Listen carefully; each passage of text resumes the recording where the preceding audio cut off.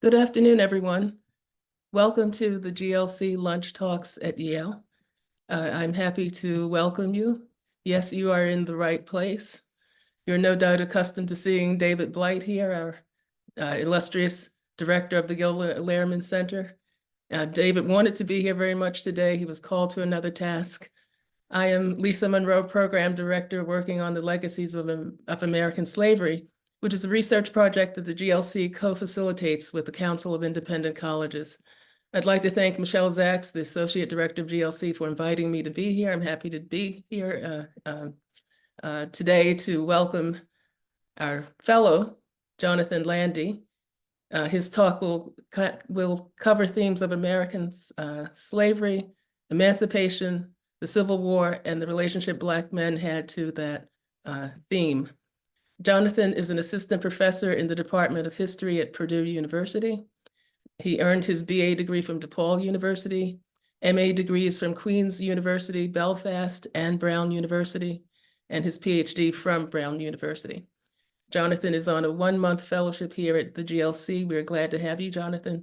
We look forward to learning more about what seems to be a straightforward narrative, Black men leaving servitude to fight to abolish the system that held them captive. But there's more that we have to learn about it, and we're glad you're here to share with us. So without further ado, Jonathan Lande.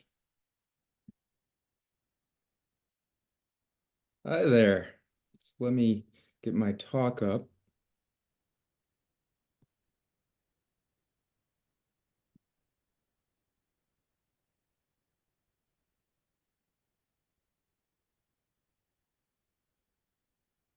Okay. Everybody see the talk? Good? Yes. Okay. Fantastic. Well, thank you very much, Lisa, for that introduction. I appreciate it. I'm very happy to be here. I just want to extend a great thanks to the center, especially Michelle, Melissa, Daniel, and David, who put this talk together, who invited me to be here. And who gave me great opportunities to look at sources here at Yale in the area, as well as work through the project, which, as Lisa said, is on Black deserters journeying towards emancipation during their military service. And so what I'll cover today are these soldiers, the context in which they served. And I thought I'd begin the talk by talking about where this whole project began. Which is with Private John Mitchell. John Mitchell, actually, I found, while doing research here in the center, there's wonderful books located all over the center, and I found the Black Military Experience, which was edited by Ira Berlin, Joseph Reedy, and Leslie Rowland. And this is where I actually was first introduced to John Mitchell, who was a private. And in the text, we learn of John Mitchell sitting before a courts-martial. And after further research, I found more of his story. And Private John Mitchell had been enslaved when the Civil War began. And sometime between 1861 and 1863, he left slavery. He fled. He made his way to Vicksburg, Mississippi. And on October 28th, he joined the 3rd Mississippi, which later became the 53rd Regiment, U.S. Colored Infantry. But John Mitchell's experiences in the U.S. Army were not as he had anticipated. They were also not something that I was accustomed to reading about because of this straightforward narrative that Lisa mentioned, this idea of Black men fighting for their freedom against an institution that had held them captive. And what I found was that John Mitchell was complaining before the courts-martial that an officer had been kicking and cuffing him. Locking him down, using abuse against him. And he actually requested, he mentioned this in his courts-martial testimony, that he requested a transfer to a different company to get away from this captain. So he wanted to remain within the Army, but he did not want to remain under the captain who was abusing him. But unfortunately, he was not given his request, and he was compelled to remain within the company until eventually, about a month later after enlisting, he decided to leave. And he didn't return to slavery. He instead found another job. And like so many enslaved men and women across the world, around the Atlantic, on the Mississippi, as other historians have shown. He found freedom upon the waves, and in particular, he worked on a steamboat on the Mississippi River.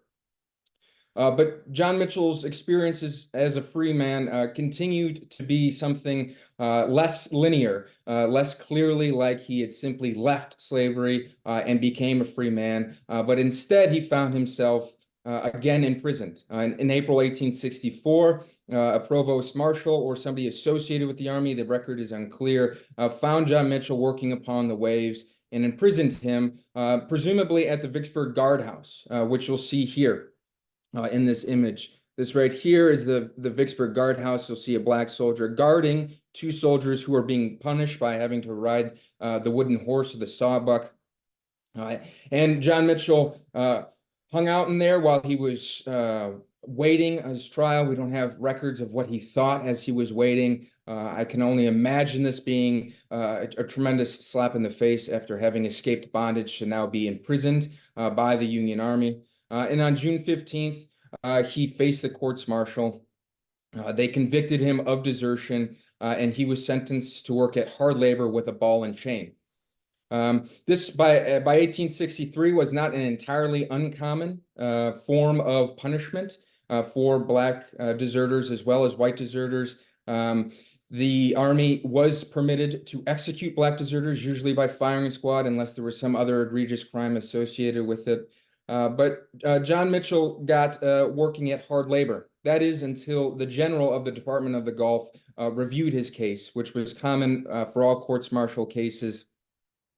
And the general said, here I have a quotation, that desertions have been too common. And he rejected the sentence and sent it back to the courts-martial judges. And they changed the sentence. Instead of being forced to do hard labor with a ball and chain around his leg, John Mitchell on September 15th faced the firing squad.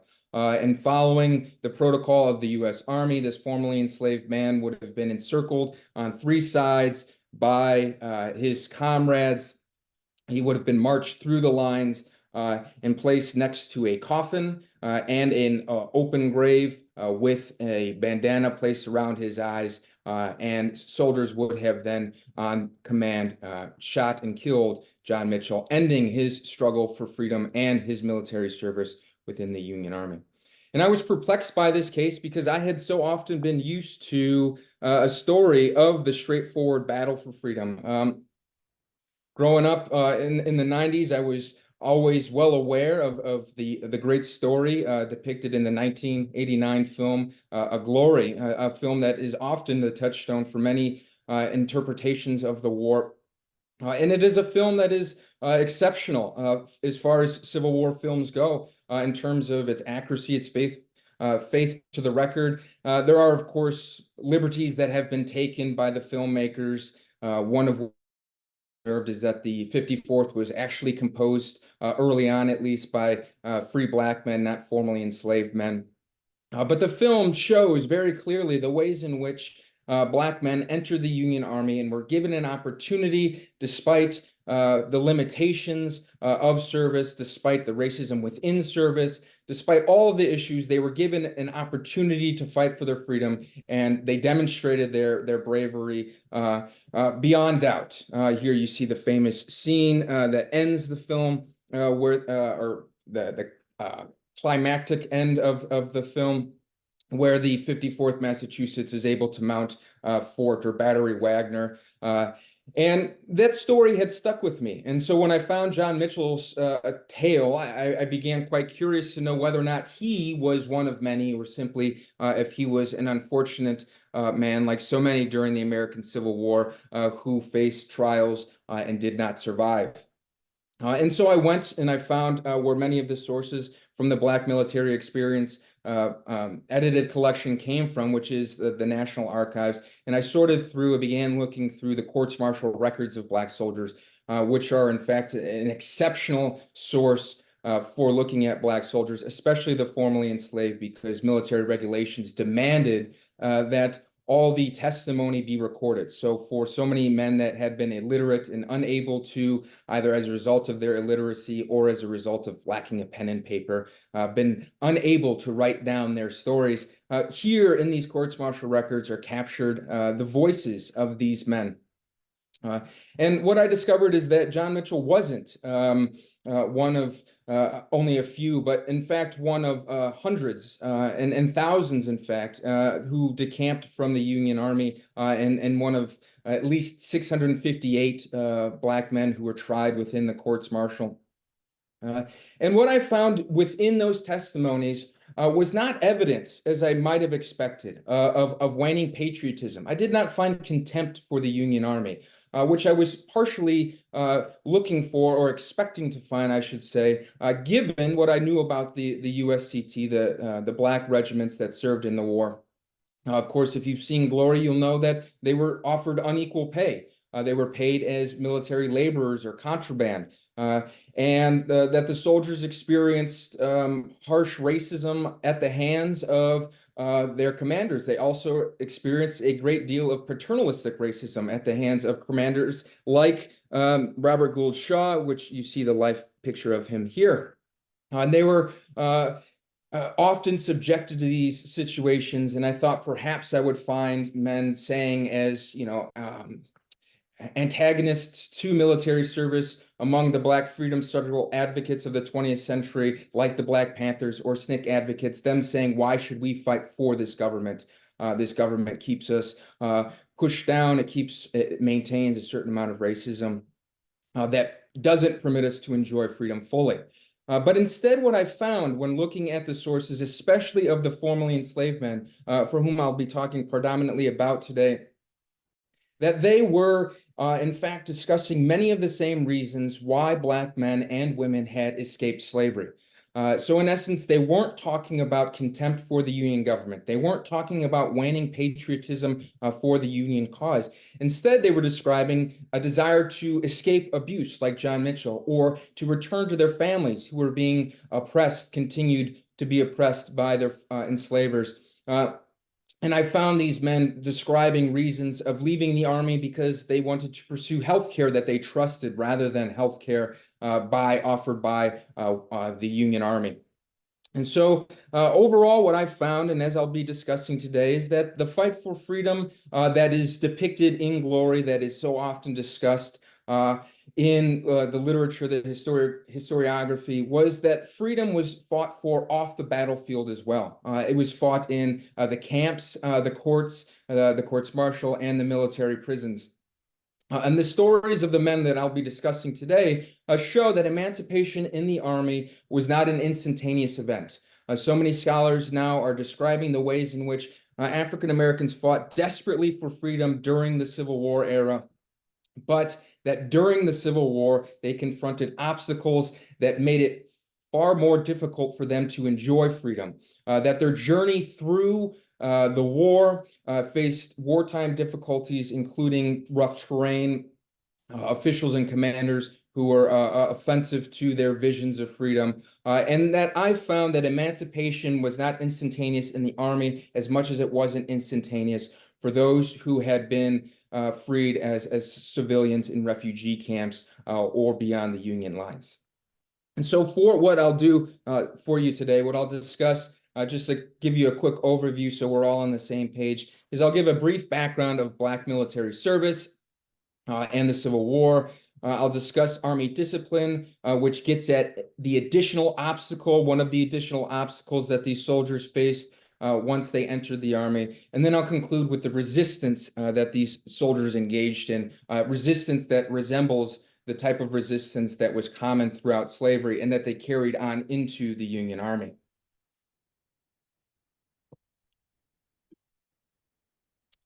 So the Civil War was, of course, fought over the Union war effort.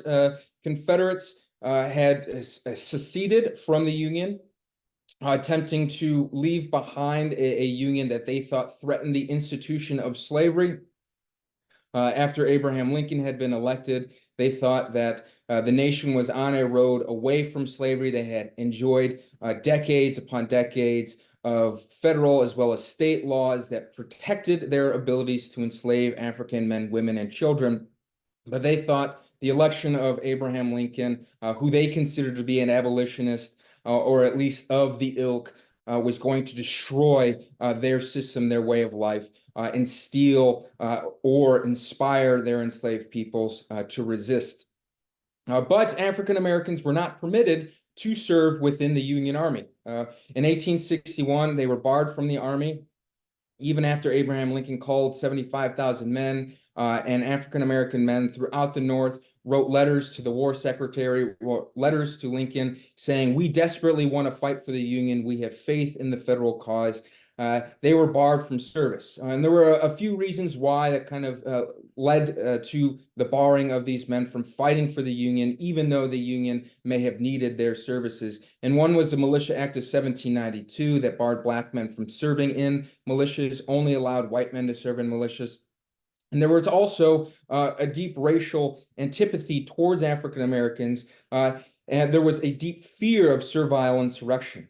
Many white Northerners, like white Southerners, believed that if Black men were handed guns, that they would inaugurate a second Haitian Revolution that would lead to a massive bloodbath, is the way that they conceived of the Haitian Revolution, that this would lead to a great deal of suffering in the South.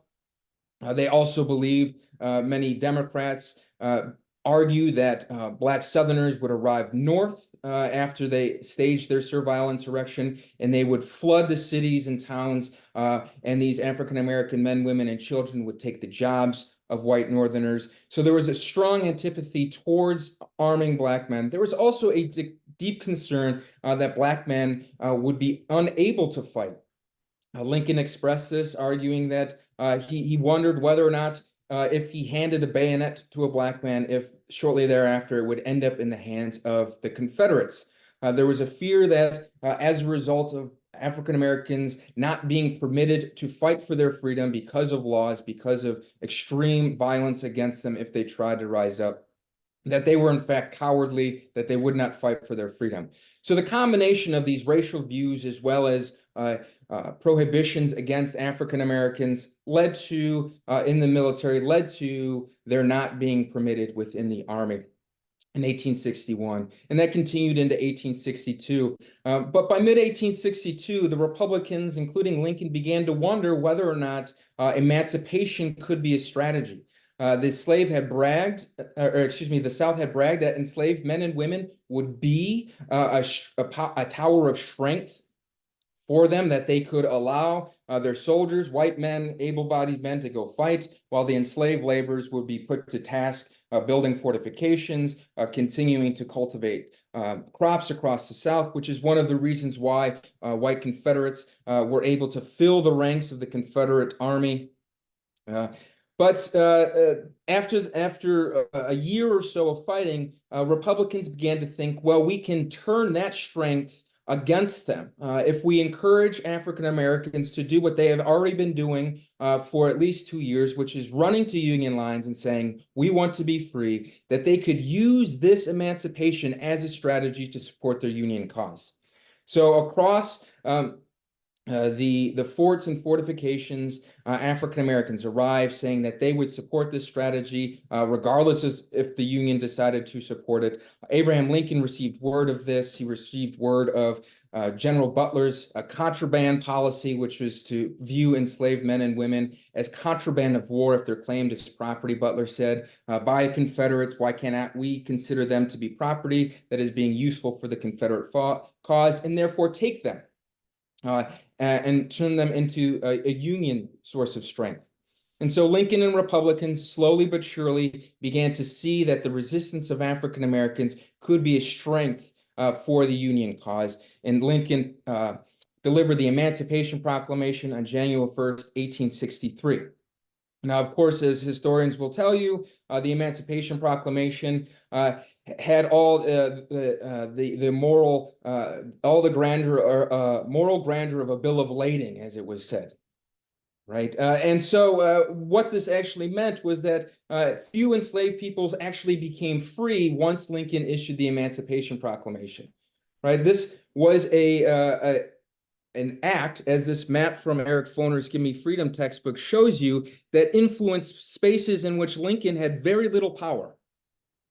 But the significance of the Emancipation Proclamation, as African Americans around the North, including Frederick Douglass, knew and understood so well, was that it transformed the Union cause into a cause for emancipation. That every step the Union Army took, they would be able to free enslaved men and women who had been flocking to Union lines. Now they had the legal cover to free those enslaved men and women. Also, and most significantly, it permitted African Americans to enter the Union Army. So now truly the Union cause was a cause of freedom, especially in the regiments of Black soldiers. And over the course of 1863, the federal government centralized the enlistment and cultivation of Black soldiers after the passage of the Bureau of Colored Troops and the formation of the USCT, or United States Colored Troop Regiments, as they were called. Now, these USCT regiments and the Bureau of Colored Troops prioritized two major things: enlisting Black soldiers, getting Black men from the North and the South to join up. This meant calling on advocates like Frederick Douglass and Sojourner Truth to deliver speeches in favor of enlistment. This also included sending recruiters to regions across the South where the Union had penetrated, and starting to gather African Americans who had been escaping slavery and saying that if you join, we will make your freedom legal and we will give you a gun in order to fight your former oppressors. They also prioritized the enlistment of white officers.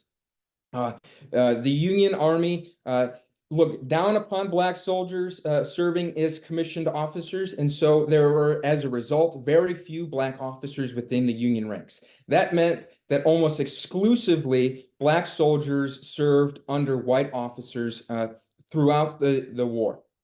And this had very important consequences for the soldiers' time in the military, as I'll explain here in a moment. Now, a quick overview of enlistment. Now, over 180,000 served. 50,000 came from the North, and they served for reasons that are obvious, that are apparent if you've looked into Black military service at this point. You might have heard Frederick Douglass's famous speeches, Men of Color to Arms, his demands that if African Americans do not fight for this cause, that they will be degraded for all time. And in fact, just yesterday, I was looking at Lewis Douglas's letters in the Beinecke Research Library here, and he echoes his father, saying to his sweetheart, remember, if I die, I fight for the elevation or degradation of our race. And so as a result, many of these Black Northerners who had been, like Lewis, freeborn, many of them, not all of them, but many of them been freeborn, are fighting for the redemption of their manhood, which in 19th century parlance translated into support for their claims to citizenship. If they made sacrifices, they demonstrated that they were fighting men, and as fighting men, they were able to claim rights to citizenship during this period. And of course, after the war, this translated into a movement to give them citizenship, to establish a suffrage as they advocated for themselves. Now, in the South, where most of the Black soldiers came from, they were enlisted for reasons related to their freedom. Now, of course, during the war, within the USCT regiments, they mixed with free Black Northerners, and there they had an important exchange, as some historians have observed, over ideas of freedom. They're trading ideas of citizenship, of manhood. Some of them have not been exposed to the same extent to reasons why suffrage was such an important tool. Eric Foner has mentioned this, Stephen Hahn has mentioned this, the discussions that happened within regiments. But my research also shows that oftentimes the formerly enslaved men were leaving refugee camps or leaving slavery directly because they were pursuing very immediate forms of freedom rather than these more abstract forms, which became so important after the war. They were, of course, fighting for their legal freedom. As soon as they signed the enlistment contract or make their mark, as often they had to do, they became legally free. They also joined the military because of the jobs and material benefits provided by the Union Army and the U.S. government. They were left behind slave labor, which was an important thing for many of these enslaved men to do. Not all of them wanted to leave behind the labor that they had once engaged in, but during the war, a great number did. And you see here, for instance, a sketch that had been drawn of enslaved men leaving behind the plow. And oftentimes, enslaved men did this, joining the Union ranks. They also enlisted because often the Union Army was the best, if not the only place for them to receive wages. And these wages became exceptionally important for those men who had families.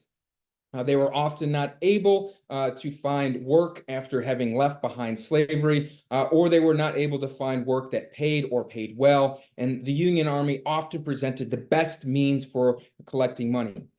They also, along with this, were able to serve because they became free men, and their freedom was translated into being able to free their families, both legally as well as providing for elements that were important to enslaved peoples when freedom came. So, for instance, you see Colonel Thomas Wentworth Higginson mentioning the specifics. He said of the enslaved men within his regiment, the 1st South Carolina Colored Infantry, they have peculiarities of motive which belong to them alone. Instead of leaving their homes and families to fight, they are fighting for their homes and families, and they show resolution and sagacity which a personal purpose gives. So indeed, many of these enslaved men were leaving plantations behind with their wives and their children, men including Samuel Smith, who you see here, a picture that's become quite popular now. Samuel Smith had been enslaved in Kentucky, and then he sat down to take a picture to capture not only his service within the Union Army. You see him wearing his coat to demonstrate his Union blue accolades. But he also thought it important to take this picture of himself as a Union soldier with his wife Molly and his daughters Mary and Maggie. So for these enslaved men, the military provided an opportunity to provide for their family, for their wives and children who were left in refugee camps or who were struggling still in bondage. You have also, for instance, William Jones, who said that I enlisted to free my wife and serve the government during the balance of my days. And William Jones, by referring to his balance of his days, was in fact referring to the reality that he was 63 years old. The average soldier during the Civil War was 23, 24 years old, making him much older, let's say, than the soldiers during the Civil War. And his sons had already enlisted in the Union Army, but he had waited, serving on a plantation as an enslaved man. He waited till his enslaver had left for a stretch, and he left with his wife, Marilda Jones. They made their way to Camp Nelson in Kentucky. They were actually stopped on the way by Union officers because of the convoluted nature of emancipation within Kentucky, returned to slavery, and then they snuck out again, making their way to Camp Nelson, bypassing that Union soldier who had returned them to their enslavers, and freed themselves upon enlistment. So a great number of these enslaved men, the soldiers who I'll be concentrating here on today, left because their service meant very immediate reasons for freedom. It gave them freedom itself. It gave them a chance to help free their families in the most rudimentary of ways. But their challenges, plenty of challenges came with being soldiers in the Union ranks. They had to prepare, the officers were demanded to prepare the civilians for combat. No easy task, right? So historians of the Civil War discuss often two ways of discipline, ways that the Union Army tried to implement soldiers being able to go out on the battlefield. There was a measurement of combat efficiency, which is the willingness to enter battle and kill, and then the willingness to obey orders or to subordinate oneself, something especially important in a nation where independence was valued, to the army. But in addition to these major ways, there was an additional form within the USCT. And this is related to that fact that I mentioned, that so many officers within the USCT were white, and white Northerners in particular.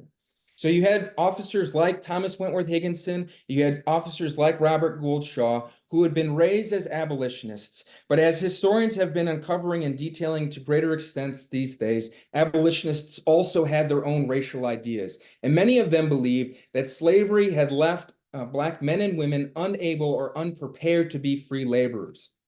And so many of these officers came into the army thinking that they must control emancipation. They must guide enslaved men and women in refugee camps, and enslaved men in particular, through the process of emancipation from slavery to freedom. So for free Black men, recently enslaved Black men who are now freed, entering the army, expecting moments of freedom, this, of course, disrupted their visions. And this joined a host of reasons why discipline became difficult for officers. There were traditions from home that white and Black soldiers had expected. They often received medical care at home, whether they were enslaved or free. There was also the citizen soldier idea, which free Black Northerners, white Northerners, and white Southerners were accustomed to, which is this idea that they would serve for a stretch and then return home. And this gave them a certain posture against professionalization within the military. And these factors disrupted discipline, as historians of the Civil War will tell you. But this controlling of emancipation added a new complexity, because Black men were expecting to become free. And so this disrupted officers' abilities to enforce discipline on formerly enslaved Black men. And so they turned to modes of punishment, often corporal in nature. And you see here a couple pictures of that forced punishments. You have soldiers being compelled to carry logs up and down the company streets. You had soldiers being bucked and gagged during the war, and these included white and Black soldiers, and you had soldiers being forced to walk under guard through camp after having their heads shaved and being made to wear placards that said their crime. And these were ways of shaming them in front of their peers to make examples of them.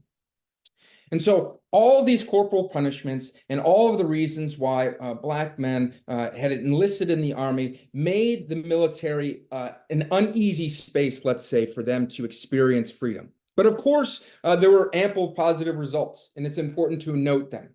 So just for a quick overview of what they accomplished. Within the first year of service, full year of service, soldiers had performed heroically in Port Hudson, Milliken's Bend, and at Fort or Battery Wagner. They had made significant achievements. They had redeemed their manhood. They had made sacrifices that gave them abilities to claim their rights as citizens. You see an image here. It says, "Let soldiers in war be citizens in peace." This also gave them a chance to appeal for suffrage after the war. They were able to establish freedom and self-respect, as Thomas Long, a member of Thomas Wentworth Higginson's regiment, noted in a prayer that he delivered before his company. He said, "We have showed our energy and our courage and our natural manhood. Another thing is, suppose you had kept your freedom without enlisting in this army. Your children might have grown up free, but it would have been always flung in their faces. Your father never fought for his own freedom." And what could they answer? So here you see Thomas Long identifying the significance of Black military service. And this is something that I think needs to be stressed and pointed to, especially when looking at desertion, a crime that is often associated with those who lack courage or who leave because they are not committed to a cause. Right? These soldiers performed heroically throughout the war. But service was not liberating for all or at all times. Plenty of soldiers who one day fought heroically, like at Milliken's Bend, the next day decamped. And they decamped for a number of reasons, or they resisted for a number of reasons. There were obstacles that they faced within the army. They faced harsh discipline, wartime circumstances, including threats to their family and battlefield outcomes, being forced into Confederate prisoner of war camps, or being re-enslaved by Confederates. So all of these things made military service quite difficult. And soldiers reacted to these obstacles. And those who had been enslaved reacted by staging mutinies or rebellions within camps. And at least one famous instance in 1863 in Louisiana, after drummer boys who had been enslaved were whipped, the soldiers created a massive mutiny calling for the head of the officer who had whipped them, because this was, of course, such an egregious form of corporal punishment that had been largely outlawed throughout the army, although it happened from time to time. But more often, the soldiers fled. They left camp for temporary or permanent breaks. Over 12,000 did so, and then they defended their actions within the military justice system. And so this gets me into the significance of desertion and what happens after they've deserted and find themselves in courts and prisons. Now, during bondage, of course, enslaved men and women used flight as a means of resistance. And this included, of course, a means of permanent escape. Men like Frederick Douglass, Harriet Jacobs, you had Harriet Tubman, you had William Wells Brown, all leaving behind slavery at one time or another in order to get away from their oppressors. But there were also, as Stephanie Camp and other historians have shown, ways of resistance using mobility as the tool within bondage itself. And these were moments for them to move closer to freedom. And these looked like enslaved women wearing fancy dresses and going to parties. Or men being able to abscond nightly to take care of their wives and children on adjoining plantations. And this form of mobility politics continued within the United States colored troops. Desertion, or what I call leaves of freedom, continued throughout the war. And I avoid the term desertion when discussing these men because of the connotations associated with the criminality of desertion within the military justice system. And these soldiers escaped for a number of reasons, ones that I've outlined. I'll just provide a few examples here. They escaped from violent officers. Men like John Mitchell escaped to get away from an officer. In a moment, we'll meet David Washington, who did the same in Mississippi as well. Soldiers left to secure their families. Spotswood Rice was not a deserter, but you can see in his language, in a famous letter by now, he communicates the importance of taking care of his family even as he serves. I want you to understand that Mary is my child, he wrote to her enslaver. She is a God-given right of my own, and to remember that the longer you keep my child from me, the longer you will have to burn in hell, and the quicker you'll get there. Now, soldiers like Spotswood Rice wrote these letters in order to try to claim their children and assert their paternal duties. Others, like soldiers in the 1st and 2nd Kansas colored infantry, conducted raids back into Missouri where they had been enslaved in order to collect their wives and children, and these were unauthorized.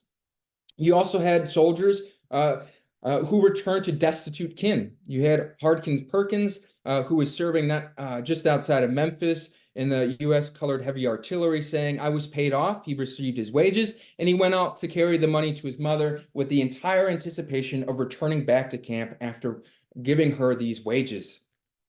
Soldiers also left camp to maintain their health. As Charlefette and other historians have shown, many enslaved men and women found care on plantations from other enslaved women because they distrusted enslavers' physicians. And so Black soldiers continued this during the Civil War, returning home to care from their wives or other women within their communities. And this shows that women, formerly enslaved women or enslaved women, helped these deserters, that they did not look down upon these deserters. They provided them care. They often housed these men, or they received care from these men at their homes, fully embracing these men as deserters. And all of these formerly enslaved men's leaves of freedom demonstrate that they continued to struggle to maintain elements of freedom even as they fought against Confederates. Now, of course, the Army didn't see it this way. These men were deserters, and they were put into the courts-martial, many of them. Because the purpose of the courts-martial, as William Tecumseh Sherman said, is to govern armies composed of strong men so as to be capable of exercising the largest measure of force. This just after the Civil War in testimony to Congress. But officers were the only ones permitted to serve on a courts-martial, which means because only white officers served in the USCT predominantly, that white officers were the only ones on these courts-martial cases. So these Black soldiers who had been captured faced these court-martial judges, these white judges, and were demanded to respond. 658 sat before the judges, and they respond, and they, in this move, turn to legal tools that they had either developed in slavery, in freedom suits and the like, or had adapted to after having experienced their time within the courts martial. And they defended their leaves of freedom, suggesting that these were legitimate forms. To do so, they pointed to the ignorance of the law due to slavery. You have a soldier here, William Owen, saying, "I didn't know anything. I don't know one letter from another," he told the courts martial. You had soldiers telling stories of their families to gain sympathy from these white officers who also probably missed their families far from home. But they also, these soldiers told their stories of their family to demonstrate that they had connections beyond their labor that they supplied for the Union Army. And also because desertion jurisprudence drew upon the logic of contracts, that you had signed an enlistment contract and therefore needed to serve until that contract was entirely fulfilled, these soldiers disputed the contracts. They would say things like they had been abused by officers, and upon signing their contracts, they did not agree to participate in a military force that would impose these. Or they said that they had been forced to hold up their hands and take an oath of service, and therefore the contracts were invalid. So many of these soldiers use these cases as moments to, even if they did not succeed, you see here that most were convicted, even if they could not succeed, these were moments to articulate defenses of their leaves of freedom and advocate for themselves. Now, for those who were convicted, many of them found their way into military prisons. Now, most deserters at the start of the war might have feared being shot by a firing squad. And here you see an image that Harper's Weekly recreated that shows soldiers sitting on their coffins, and just behind them are their graves, and the firing squads would have gathered before them. And this was a ritual meant to show the army that desertion was a crime that would be punished harshly, because desertion was considered one of the most egregious crimes. It and mutiny were the only crimes, aside from rape and murder, that were punishable by death. And the soldiers gathered around would watch to see this. And so early on, the soldiers might have feared this, but later in the war, it was used rarely. Most of the deserters by 1863 were being sent to prisons. You might have heard, for those Civil War buffs out there, might know that Lincoln is often remembered as sitting for long hours with his personal secretary, John Hay, poring over courts-martial documents to make sure that legal procedure was followed to the T. And as a result of this, as well as a need to keep soldiers in the army to fight Confederates, desertion was punished primarily with hard labor and imprisonment.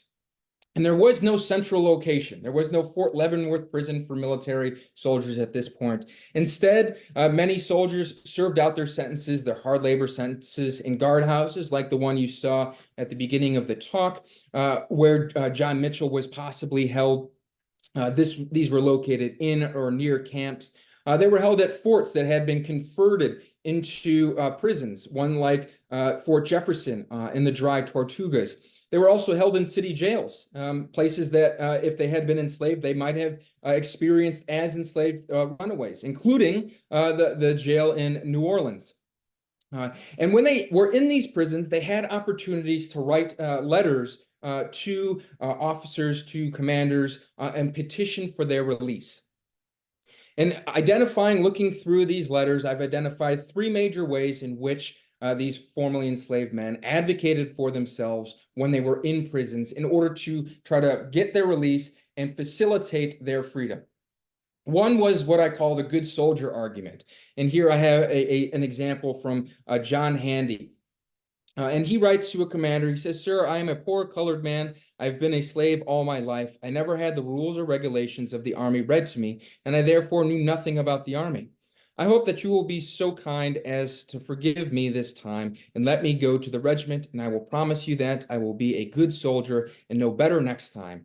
This is all at present, hoping that you will look into my case." So here you see Handy translating the dispute of contract theory within the letter. He didn't know the rules, therefore he can't be held accountable. But rather than simply do that, he moves on to advocate for himself as a good soldier, essentially saying that he could still be made of great use against the fight against Confederates. Other soldiers attempted to challenge jurisprudence. Okay, and this arrow should be pointing here. Okay, so here you have David Washington, who had been hung by his thumbs, and either a comrade or himself, once he had been hung by his thumbs, a mode of punishment where they were stretched out and just dangling on the ground, well, with all the pressure pulling on their thumbs. He had escaped. And then he got into trouble. He was eventually incarcerated, and he wrote a letter. This one was to Lincoln, and he said, "I am a good soldier, always has done what is right, but my captain drew a pistol on me."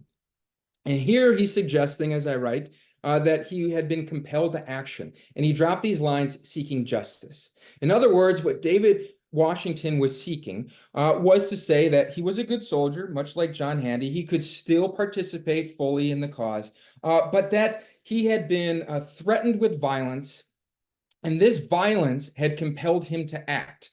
That this violence was a disruption of the contract that he had signed. And because of this, he was allowed to leave the service. And therefore, he asks for justice. He's saying that the courts-martial did not uphold justice, that instead this letter is meant to facilitate that justice, and he wrote to Lincoln seeking it. Others, and I don't have a quotation for this one, but others here, but I'm happy to detail it later, wrote letters and seeking a release from prison, saying that they could help their families. Now, what these letters were supposed to do was, much like in the courts-martial, advocate for themselves by saying that they had those relying on them, perhaps to pull at the heartstrings of the commanders or of Lincoln, and say that their families needed them desperately.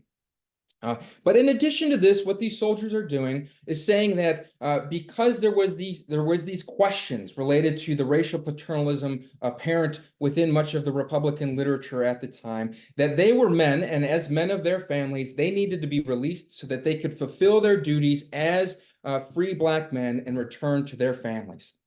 That they could help in the war to transition the South from a slave labor to a free labor system, which was predicated in part on male heads of household, if they were permitted to leave prisons and go and help their family. So with this rhetoric, they were able to suggest that they could help the cause of the Union, but in a distinct way. And in so doing, they also said that their families were suffering as a result of their incarceration, that whether or not they had committed a crime, it did not matter, because the punishment of incarceration punished the innocent family members back home, and therefore, if nothing else, they should be permitted to leave. And in arguing this, they argued that incarceration was an illegitimate punishment, that incarceration affected more than simply those who had committed the crime, and that therefore they should be released.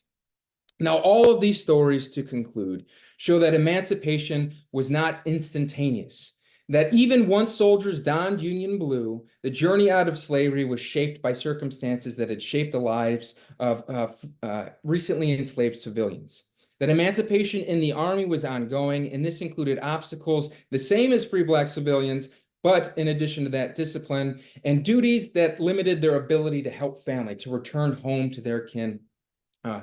And so overall, what this shows is that the journey continued, and men, in order to shape emancipation, to influence their freedom, they took leaves of freedom, leaving the Army. They defended their leaves in the court, and they defended their departures as legitimate forms of resistance within prison. So with that, I'll close, and I'm happy to take questions. Well, thank you so much, Professor Lande, Jonathan Lande, presenting on Black deserters and the journey, which we now know is more challenging than we might have otherwise thought, the journey towards emancipation through this relationship with the Civil War. Thank you for that, Jonathan. Of course. We do have a number of questions, and thank you all. And please continue, as Michelle Zaks, our Associate Director, is posting questions for me to read. I will just ask something broadly that struck me, Jonathan, which may be a little more abstract than so many of the questions which are going to ask you about the numbers of Black soldiers in different capacities. Mhm. But this idea about one of the reasons why Black soldiers or Black men enlisted was to secure citizenship. And that's a topic of interest to me because it's the kind of work I do in terms of education and citizenship after the American Revolution. Oh, And after the American Revolution, of course, the inhabitants of our country were still clung to their ethnic divisions, Dutch, Spanish, English, Germans, etc. And the idea was that education would help acculturate folks into a new nation and make American citizens. But that was always a sort of fuzzy concept, certainly immediately right after the American Revolution. You're talking about almost 100 years later during the Civil War. And I wonder how much you think, and just briefly, if you can touch it, I know this isn't the main thrust of your work, but how had the idea of citizenship changed and what you think Black soldiers or Black men might have thought enlisting and fighting for their emancipation, what kind of criteria or credential or how their lives might have changed as citizens having fought in the war, if that has any that's resonance for fantastic. you. Yeah. So, man, there's such a robust literature on citizenship and how it had changed, including, for instance, Martha Jones' great book, Birthright Citizens, and discussions of how those in Baltimore, Black men and women, shaped new ideas about what it meant to be born in the nation, which then, of course, influences the 14th Amendment. So I'll just speak to, because I can't get into that whole that project, but I can say that for Black soldiers specifically, right, that many of these men began to see, especially those from the North, because they're concentrating on citizenship, and they start to translate this and discuss this with Black Southerners increasingly, and of course, Black Southerners have their own ideas of belonging and nationhood, which come to shape how they approach citizenship as the war continues and then runs into Reconstruction, that many of these men are seeing that if they fight for the Union and they demonstrate their masculinity, that then they'll be able to adopt or be included in the language of citizenship. So by the time of the Civil War, it is extraordinarily masculine, the language that is being used, that these men are thinking about their use of violence, especially as a means of translating into manhood, as a way of redeeming their manhood, and that the redemption of manhood through violence would then translate into their ability and capacity to be citizens and contribute to the nation. So you hear this in Frederick Douglass's language, where he talks about, and there are a number of articles that get into the gendered language that Frederick Douglass is using to describe citizenship that will be accomplished as long as Black men are able to demonstrate their heroism on the battlefield. Okay, thank you for that. It's interesting as well that you mentioned the Northern superiors, the officers who, while they were not necessarily slaveholders, nonetheless, they were acculturated in a racist society and brought forward those same attitudes and practices against Blacks. It's just a very complicated situation. Yeah, and related to your question, my mind immediately went, so I have a portion of the project where I discuss more about the controlling of emancipation. And part of the efforts on the part of Thomas Wentworth Higginson and Robert Gould Shaw was to acculturate the formerly enslaved as well as free Black Northerners because of this paternalistic racism, to make them ready to be citizens. So how does a citizen act? So they would punish certain forms of resistance. So if soldiers used violence against superiors within the army, they were punished. There was a famous case of William Walker, who was executed by a firing squad because he protested unequal pay. But then they honored, in the same region, they honored the protests against unequal pay by the 54th Massachusetts and those within the 1st South Carolina, because that was an acceptable means for a citizen to protest against action. Right, right. Thank you for indulging that. Of course, yeah, it's a good question. Now, from the questions from the audience, one from Michael Tuck. It's a fascinating information he says about which he's starting to learn. It brings to mind one question for him. Black soldiers leaving service temporarily, such as to take money home, you mentioned. Could soldiers actually apply for temporary leave? Yes, so the soldiers could, again, apply might be too formal a word. They could ask their commanders for a furlough, and some of them were granted furloughs. And then there were those who asked for furloughs and then were not granted them, so they took unofficial leaves, or leaves of freedom, as I call them, and returned home. And so this was often a way for them to carry their money to their wives and to their families. Great. There are a couple of questions about, let's see, deserters and punishment you were talking about. Many Black soldiers deserting were in fact executed. How many do you know, versus in particular, how many compared to white soldiers who might have been executed? And did you find any notable defenders of Black soldiers in those situations? So the numbers are difficult to get at for the number of Black deserters. There's an official list, and it includes only John Mitchell as a Black deserter executed. But there are also instances, because it was a war zone and it was military law, that some commanders were permitted or did anyway execute Black deserters. And this included James Montgomery, who is from one of the famous scenes in Glory, where they burn the town of Darien.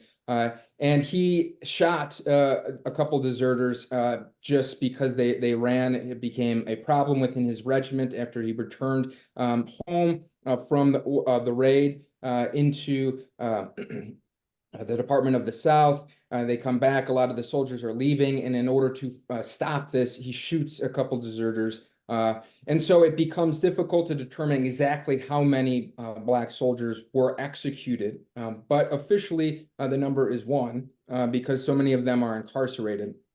For mutiny, it's a different story, and I get into this in other parts of my research.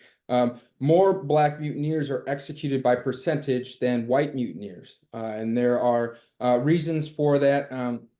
Some historians argue that the Army actually had become more strict with mutiny as the war went on, as it became more lax with desertion, because they needed to maintain the discipline. So mutineers, Black mutineers who had enlisted later on in the cause, were as a result executed at a higher rate than white soldiers. I think that some of, and there's no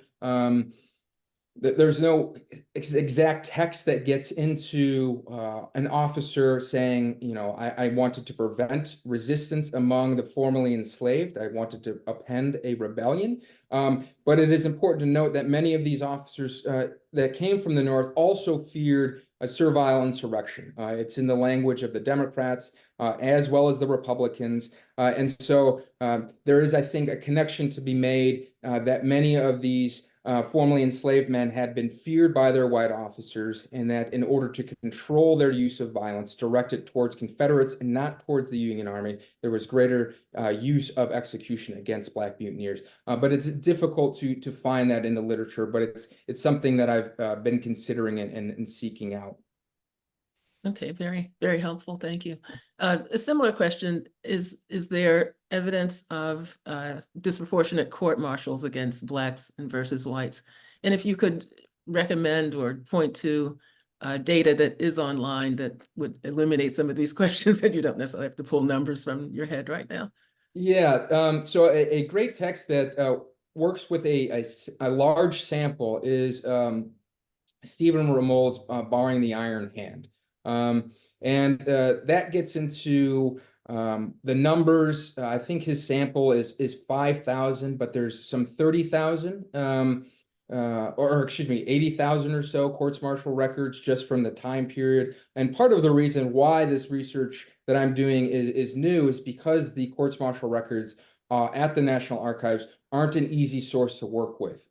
So it means going through all of these large catalog boxes that are often not broken down into regiments or not broken down into crimes, but broken down merely by when they came in, I assume.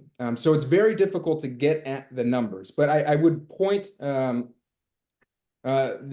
questioners on those numbers to Barring the Iron Hand. There's also a great text on that by Lorianne Foote called The Gentleman in the Roughs, and this gets into questions of the courts-martial records and things of that sort. But there's also, I would just say, in terms of the numbers, you can check out the articles that I have written. I'll get into the numbers a bit there. There's Trials of Freedom, which I talk about it, and then Patriot of Undaunted Soldiers of Undaunted Prisoners of Undaunted Patriotism, which I get into the numbers of prisoners. Okay, in the first source you said, did you say barring or bars? Just Barring the Iron Hand. Yeah. okay. By Stephen Ramold, Ramold. Oh, great. That's excellent. And that one's the most kind of programmatic on how the courts-martial and the disciplinary system works, and the numbers related to soldiers. Although he concentrates primarily on white soldiers, he does get into questions of racial difference. Okay. This is kind of interesting. Did you find cases of Black or mulatto soldiers who appeared on registration rolls, but there is no evidence that they actually enlisted and served? Which certainly. So there is a number of formerly enslaved men who find their way into the courts-martial records, which I've found. There's actually one case of I believe he was enslaved in Kentucky or Tennessee, and he actually he was a cook for an Illinois regiment, so he wasn't an enlisted soldier, but by the courts-martial jurisdiction, it was anybody within camp. So sometimes you'll have civilians, including Confederate civilians, and sometimes you'll have laborers, including formerly enslaved, who are working within regiments, find their way into the courts-martial. And the one soldier I'm describing, he actually was caught by a Confederate. He was a cook for the Illinois regiment. He was looking for some meats that had been stored in this Tennessee farmer's smokehouse. And so he's gathering them, presumably for the regiment. And the Tennessee farmer was, of course, not pleased.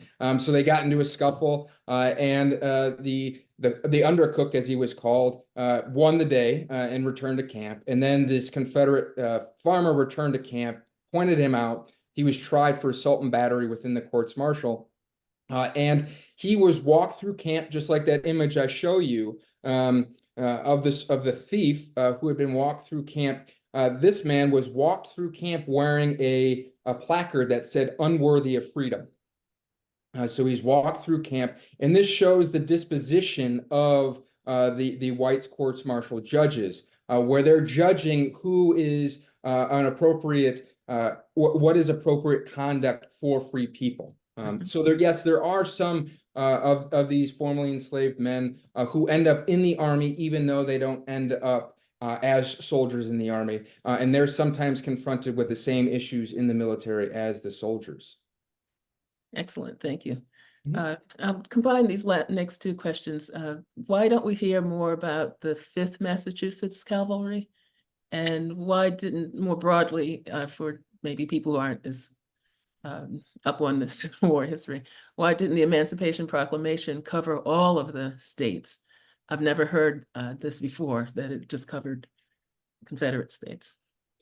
Yeah, great. So the first question was the 5th Massachusetts Cavalry. Well, the 5th Massachusetts, I don't know if they're composed a great deal of free Black Northerners, and there aren't too many instances of desertion among them that I found within the courts-martial. And of course, I can only work with the sources that I have. So it might be the case that these men were highly mobile and able to come and go as they pleased, or perhaps given more permission to come and go as they pleased. But a great source would be Douglas Edgerton's Thunder at the Gates, where you touch on all the Massachusetts regiments. So I would check that out. I don't think he mentions one deserter who leaves the camp of the 54th Massachusetts. But I don't think he touches too much on deserters, and I don't think there are any from the 5th Massachusetts Cavalry. So that might just be a problem of the sources there. And in terms of the Emancipation Proclamation, it applied to where Lincoln had power, but he also limited it based upon the politics. So he didn't, as I mentioned in the talk when I was discussing William Jones, that Kentucky was a contested space. Lincoln said, you know, if I lose Kentucky, I lose the whole game. So he doesn't use the Emancipation Proclamation to apply to places where enslavers still have power, because he's fearful that applying it in certain areas will lead to them to become disaffected. He also uses it where he has legal authority, right? One of the reasons why he takes so much time to adjust to emancipation or to think that it's a strategy is because he begins the war thinking that he has no legal power. And over the course of the war, he becomes aware of different theories of executive power, and that informs his decision finally to issue the Emancipation Proclamation. So his decision to apply the Emancipation Proclamation where he does is based upon politics and his understanding of his own legal authority. Okay, we do have a few more questions about archive work and so forth. I'll ask you a question or a combined question last about that, but just beforehand, there's a question about the colored troops and their families' experience at Camp Nelson. Can you say a little bit more about that? Yeah, sure. So there are a lot of, and this is detailed in work, not so much on the soldiers, but the families, like in Amy Morrell Taylor's Embattled Freedom, where there's a discussion of the kinds of travails that formerly enslaved women and children face. The Volja Glimpse touches on the travails that the families faced in these regions. And it shows the ways in which enslaved women and children suffered from cold, destitution, and lack of shelter or lack of wages. And they also faced hostile army officers. I mentioned in the case of William Jones that he and his wife were actually stopped on the way to Camp Nelson because an officer thought that they were not free, that Jones's enslaver was loyal and therefore not Jones could not claim freedom. He could not go to become a free man.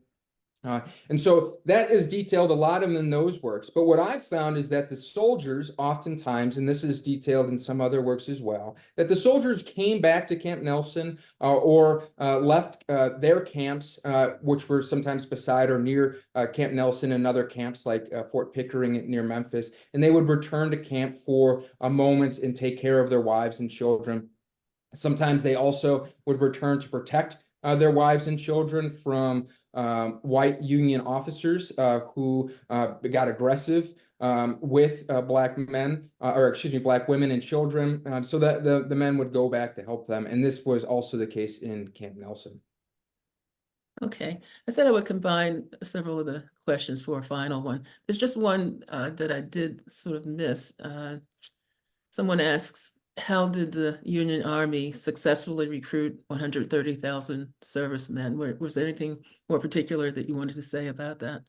Yeah, I'll just say that there were advocates who were going all about the South. You had some like Adjutant General Lorenzo Thomas. There's a few biographies out there on him, and you can kind of see what he did. But he went to the region where John Mitchell was from, and he worked with John Eaton of the War Department. And they went out to plantations. They went into refugee camps. There were also John Hope Franklin edited a collection of James T. Ayers, he was a recruiter. So you can find that. It's a Louisiana State University Press collection. But that's a diary of a recruiter who was originally a soldier from Illinois, and he ends up going into the South. I believe a lot of his time is spent in Alabama. And he talks about his travails. Sometimes he impresses black men who don't want to serve and compels them to join the army. Other times it's quite easy to persuade an enslaved man to leave behind a plantation. So it's a very complex process that is detailed in other works, but that's eventually how they got up to 135,000 about black soldiers. That's closer to the official number of black soldiers cataloged by the the U.S. government after the war. Okay, and then I think just to combine in the last few minutes we have questions about archival work, about preparing to look at an archive, about digitized works versus being able to put your hands on things. There are many people beyond early career scholars and graduate students, many lay historians, as you know, who are drawn to this topic. What can you share about your experiences, or give us an anecdote of a very successful or serendipitous Yeah, experience you had? I will say that the research was a joy. That I spent most of my time in one of two places. The first was the National Archives in Washington, D.C., where downtown, where most of the courts-martial records are housed. And I just spent so many days just poring over those texts. I mentioned during the talk how helpful those are because they recorded the voices of the formerly enslaved. And Lorraine Foote mentions how you also get the voices, her works concentrates on white soldiers, but you get working class white soldiers' voices as well, many of them either illiterate or didn't spend time or have the resources to write down their thoughts. You have those collected. And so being there and finding all these sources was just heaven on earth. So I highly recommend, if you're interested in doing that research, there's still a lot to be done on the courts martial to find those sources there. And then the other spot was a lot of archives around New England house the letters of officers who served in the USCT. And so I either have to, when I look at these sources, when I look for soldiers, Black deserters, formerly enslaved especially, I have to really look and read sources against the grain. So I go to these archives and I read the letters of officers who describe their experiences working with Black soldiers. So for instance, at the Connecticut Historical Society, which was the first place I embarked upon when I started the dissertation research, I came across the letters of Henry Harrison Brown. And he describes one soldier who he said he was a good soldier, essentially, that he did all that was asked of him, but every once in a while he said he would get the devil in him. And that meant that he would just leave, he would up and leave camp. Or he would ask for a pass. He would ask for a pass to go to church. In this case, he would ask for a pass to go to church. But instead of just going to church or not going to church at all, he went to go hang out with a woman that he had romantic interest with. So these are the kinds of sources. And, you know, obviously this sounds like this soldier who was nameless in the sources, but who Henry Harrison Brown described, had tried to use the system of the army to his advantage to pursue an opportunity that many formerly enslaved men and women pursued, which is, of course, to build or reestablish family networks after they had been destroyed by enslavers or attempted to be destroyed by enslavers. Well, that is wonderful. I imagine, just to hit on the topic someone just raised in the Q&A, that the sources you list can also tell people about soldiers, Black soldiers who enlisted in the Confederate Army, or Black soldiers who enlisted in the Navy. Those same kinds of records would be at the National Archive and in other places. Yeah, and you know, I think that the ones the Navy records are, I'm pretty sure, there as well. So yeah, definitely.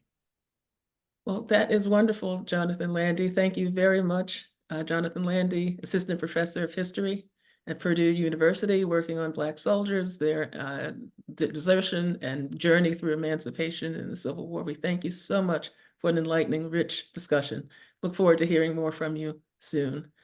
Our audience, thank you. Thank you for attending. Please make sure to check in the chat for Dr. Lande's email address and website so that you can follow up on and follow what he's doing. Join the newsletter list and contact list so that you can follow up on GLC events that are upcoming. Thank you so much, and everyone have a great afternoon.